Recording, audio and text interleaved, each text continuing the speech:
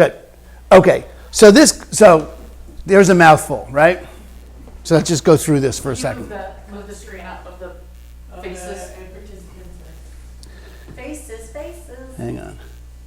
Yes, the answer is yes. It's no good place to put it. There we go. Okay. So, the unproductive interpretation of moods. We're going to take it really slow. Okay? And this is, when we're talking about the unproductive interpretation of moods, you can reflect on the unproductive interpretation of procrastination. Remember the article we had you read? Very beginning?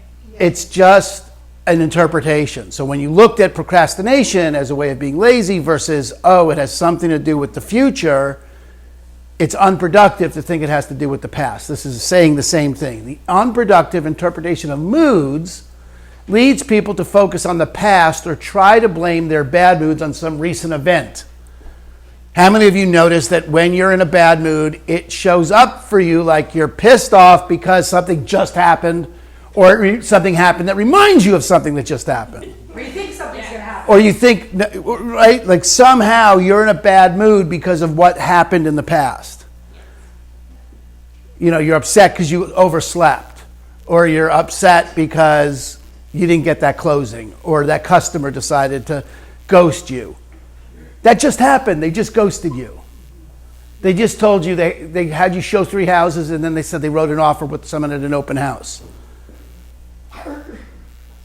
Since you can't undo the past, this offers little leverage in controlling moods. Because you can't do anything about the past, we're not going to focus on your mood as a function of the past. We're not going to interpret moods in a way that leaves you with no leverage to do anything about it. That make sense? It's not the truth. It's just you have no leverage if you look that way. You can't do anything about it if you look that way, so we're not going to look that way. We're going to propose that to begin to manage our moods and build stability. Anyone interested in building stability with your moods? I'm not looking at anyone in particular. I'm just looking, okay? It's not like, okay. So, and build stability, we should focus instead on the future. When we interpret moods as assessments about our future prospects, we're able to take action because the future hasn't happened yet. We can choose to take responsibility for our moods and to resolve to take actions to improve our prospects. So what's that saying? So this is, first of all, Fernando Flores, again, in the recommended reading. This book is in the recommended reading. It's Conversations and Essays for Action. I haven't found a cheap version of this yet. It's $31 every time I go look for it, so I haven't figured that out yet. But nonetheless, it's worth it. Just chapter 7 is this chapter. Ebony, you had something? Yeah, this kind of reminds me of one of the big things I learned in the Landmark Forum, because I used to be like, your past is your biggest predictor, but it's your future is your biggest predictor, because, a lot of society wants to teach you, like, your patterns are going to dictate what happens to you, but really, you decide what your future is. It doesn't matter what your pattern was in the past. That's right. I could be a drug addict or something, and I can decide that I'm going to be sober. If you can control what you put in the future, you actually control your future.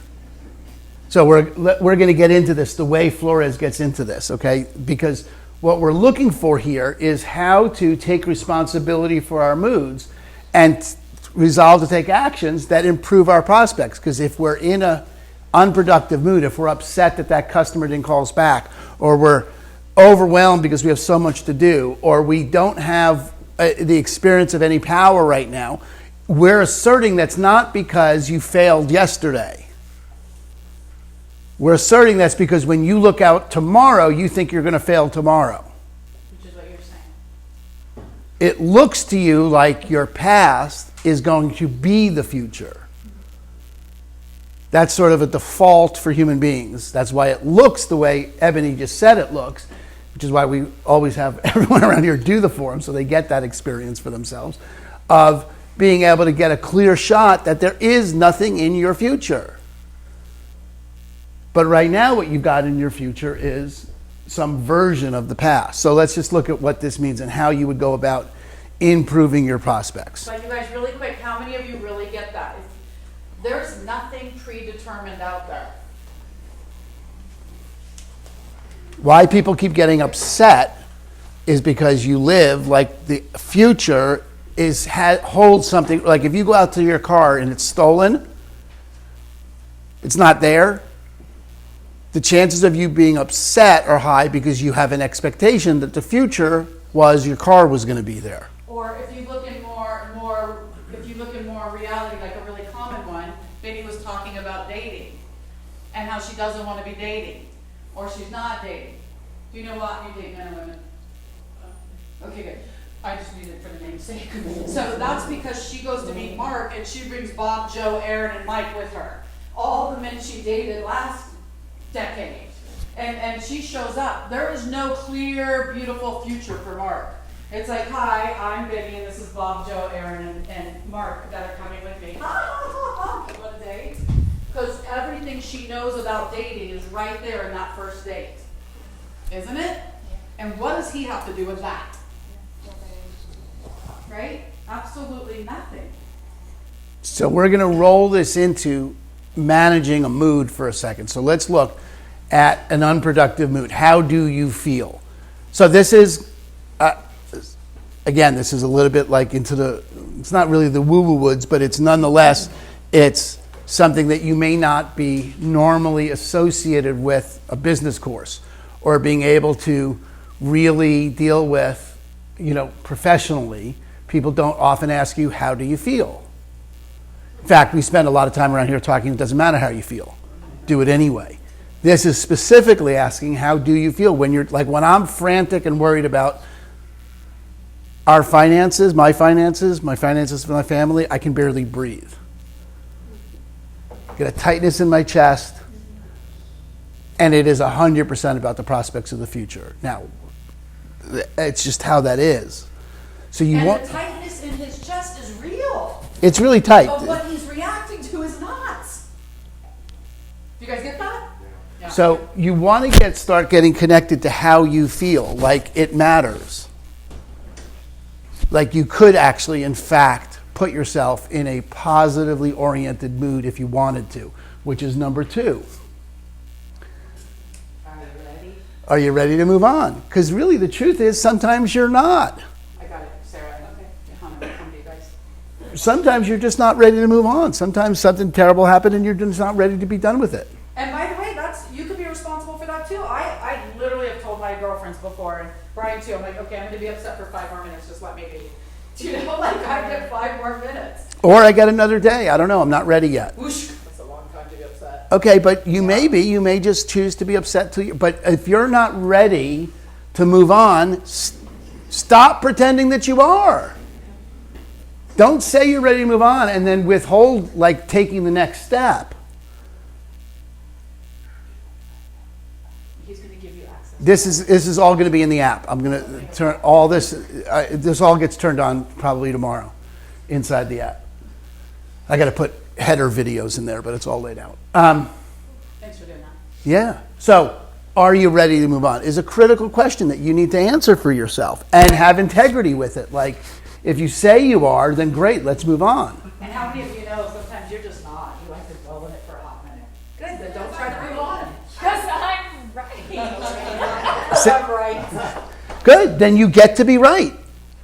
And what does that get me? I don't know, but it gets you whatever it gets you, and you get to decide. Would you rather be right, or would you rather be happy, Or in a better mood. or in a better mood, or more, or related, or connected, or in love? You can either look. The bottom line really is you can be right or you can be happy. You can't be both. Two things can't occupy the same space at the same time. So you can either be right, but you can't be anything else. So you cannot be right and happy. Not being right just when you're upset about, she's saying, I'm in a bad mood because I was right. Oh. You can't be like positional and be happy at the same time. You can't be in love with someone and make them wrong at the same time. Conceptually you could love them, but you are not overwhelmed. But with your you're not in the experience experience of it, of love. No experience. Of and love. you don't deal with how you feel about it. Again, this is, law of attraction 101. You want to feel good. If you want to attract feeling good, you have to feel good now. You can't get there feeling good from wallowing in shit. Okay, you just Like, can't. okay, move on there, like, come on. You can't, but until you're done with it, you can't be done with it, and you get to say why? Because nothing happens to you. Get to say. You get to say when you're done with it, and we'll know when you're done. You'll know when you're done with it when. You're ready to move on? Yeah, when you actually do the next thing, when you stop being right. I feel the heat over here. That's it. Yeah, right, you feel like he's talking right now. Yeah, well, What happens? this is. I'm talking to me. This is. This is just basic 101. I don't have to move on. I could be worried and frantic and upset that I have no closings in the future and I'm fucked and this is terrible and I'm never going to work again and no one's ever going to hire me, which is what happens in my head when things get bad. Okay? So then I get ready to move on. Sometimes this feeling gets to be like, whoa, wait a minute.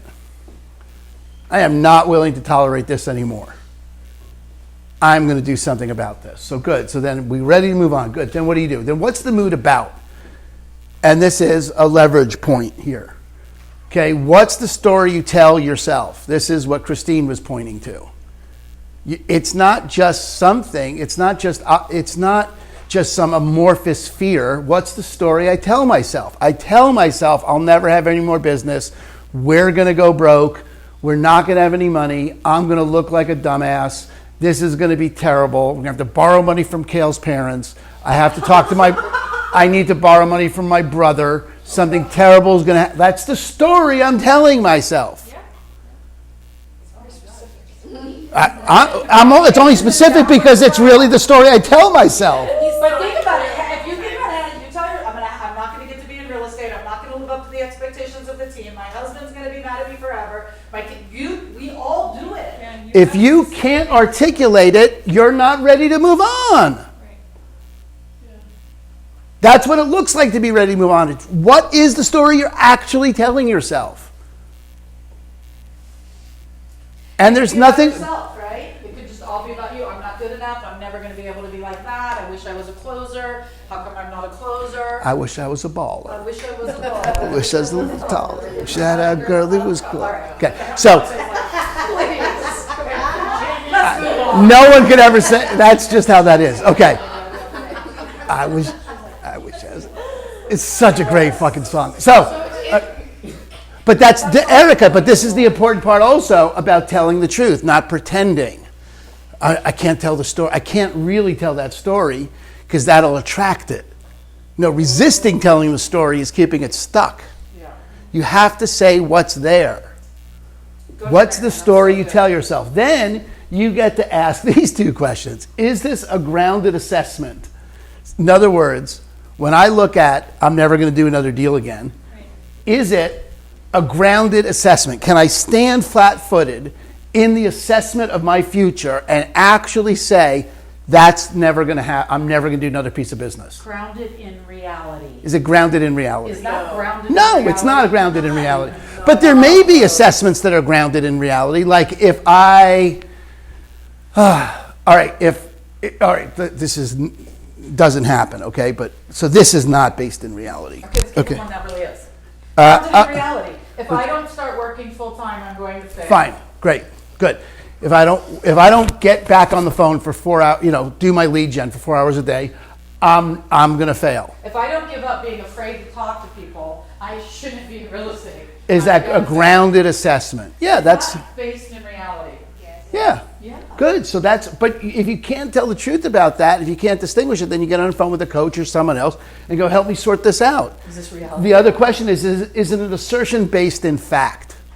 Both of those are sort of the same question. Is this based in fact? Is there a fact about my never being able to do another piece of business? No, there is no fact based. That's not a fact based assertion. But it could be something like, is it grounded assessment? If I don't stop being shy, I'm going to fail in real estate. Yes. Okay, but is there based in fact? Is it a fact I'm shy? Right. No, it's not really a fact that I'm shy. Does that make sense? So you get to tease it all apart. Kind of like I was saying earlier, shoot holes in your own story. So then you can begin to get, okay, it's a grounded assessment or it's not. It's based in fact or it's not. The part that's based in fact is I have no business in my pipeline.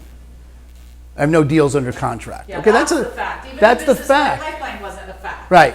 That's right. It deals with my pipeline, but I have nothing under contract. That's an assertion That's based. not fact either, you have someone closing in April, but. Oh, right. But is it an assertion based in fact? Right?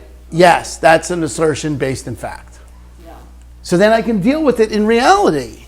But This is the stuff you take to Matt or whoever your coach is. You bring it to me, right? But you can start, but this is only when you're ready to move on. And if you're not doing this, then you've got to deal with you are okay being upset. Because nothing happens to you. You're not upset because of something happened to you. You're being upset because you're unwilling to move on. And you got to be, you don't have to say that. You could be the victim of it.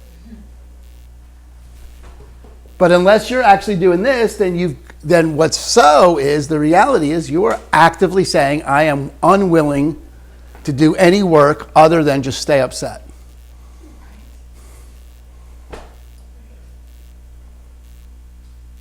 That's how that is. But wait, hold on. Did you hear when he said that? Could you feel his face? Everybody's just like, that's what it's like. That's to what it's stay like. On it, to stay hooked, to stay committed to an assessment that disempowers you. It's just heavy. And for most people live like that's normal. It's real. It's not me choosing. That's right. It's real. My husband really is a blah, blah, blah. The old ball and chain. No, but I'm right. Right. I really am right. He really is a jerk. And Great. That's just fact. That you get to live with a jerk. Yeah, Erica. That's what he was saying that. Erica, yeah. I just have a comment really quick. In this journey of personal development and all these revelations about integrity and all this stuff, it's becoming really hard to deal with people I've known for a while. Yep. Because they are stagnant and my word is becoming more legit. That's right. And it's creating a gap between me and people I love. Yeah. And it's so hard and I don't know what to do about it. Yeah, well, you are the sum average of the 5 people you hang out with. You want to elevate your game, hang out with people that are above you in whatever category it is you're looking to elevate your game in. But that's Social hour here. 3 hours. But really, but Erica, I get it. So one way to approach it is you could actually say, look, I'm upping my game. I would love you to come with me. Ooh. Or you could not make them wrong for how they are. Yeah. Listen, Brian is not like me. Brian is not. What? You all know Brian. Oh, I Brian. thought you said he does not like No, you. he's not. No, I don't like her. Brian is like literally, I'll say something and he goes, ooh, that deal's gonna fall apart fast. And I'm like, you're not allowed to talk to me like that. Remember, he goes, like he is just Mr. Realistic. And it's not negative to be negative. He's just very logical, linear. He's a problem solver. He's a builder. Yeah, Will's the same. But I don't have to leave him for it. It's just, don't talk like that around me. Do you know? He's also changing. The more he's around me, now he's like, babe, your purse is on the floor. All your money's gonna run out. I'm like, did you just quote feng shui to me? Wow. And I pick up my purse. But there's also a girl that I love, and we've been friends forever, and we used to go to the movies together. And every time we were gonna go to the movies, she was supposed to meet me at my house. She would be late, and we would always be late. And I made her wrong, and stopped talking to her. Like everywhere we went, she was like. And then I finally got, I really loved her. And I want her in my life. So, you know what? You want to go to the movies? I'll meet you there. I'll be in row 3. Show up when you want.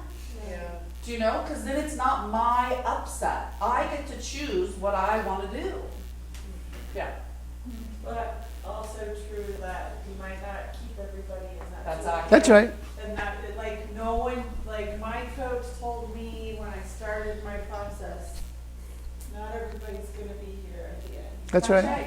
You have, just get used to it now, just the concept that maybe some people are, because it's fucking hard, but it's better for you. And you're gonna like the person that you are more. And attract when those people. And you know what, there was a woman who held my adopted daughter's other knee when my granddaughter came into the world, and she dropped me like that. And I never knew why, and I wrote her a letter and I let her go. And the truth is, I won't ever know why, but I know that I am better here without her. And wherever she is, she's good too. And I wish her well. Everybody that I let go with love, but let them the fuck go. Let them do whatever they're gonna do.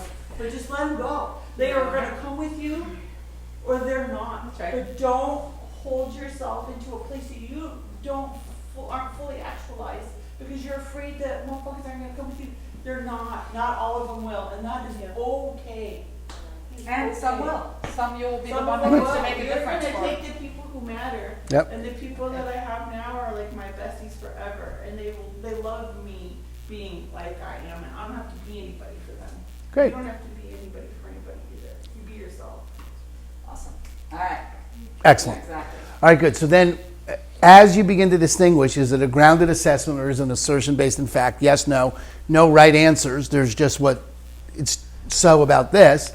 Then you get to say, okay, well, what's missing? Inside that upset, inside what it is that you're out to transform, what inside the mood that you're trying to manage, what's missing? What do I need to do? I need to do my 4 hours of lead gen a day.